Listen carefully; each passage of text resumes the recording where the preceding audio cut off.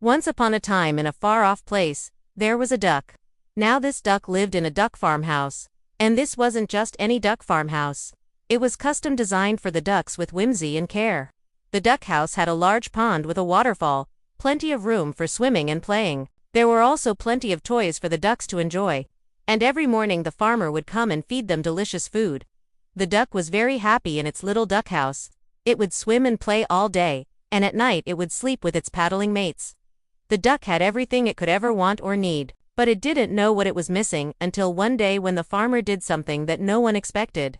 The farmer had always planned to eventually release the ducks into the wild, but he thought that would be many years into the future.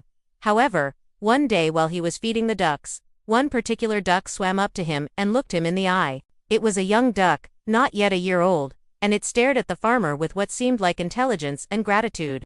The farmer couldn't help but feel a connection with this duck.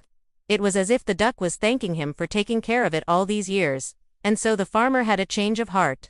He decided to release the ducks back into the wild, and he did it the very next day. The ducks were all very scared when they were let go. They had never been in the wild before and didn't know how to survive. They were used to the safety and security of the duck house and the kindness of the farmer. As the days went by, the ducks began to learn how to find food and shelter in the wild.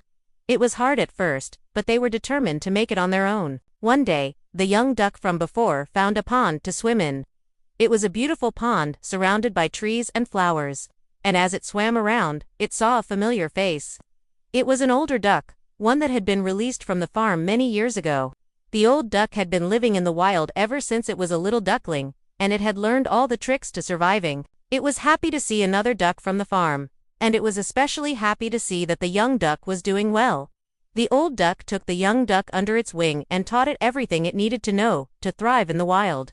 And so the young duck was able to live a life of true freedom, all thanks to the kindness of a farmer and the wisdom of an old duck.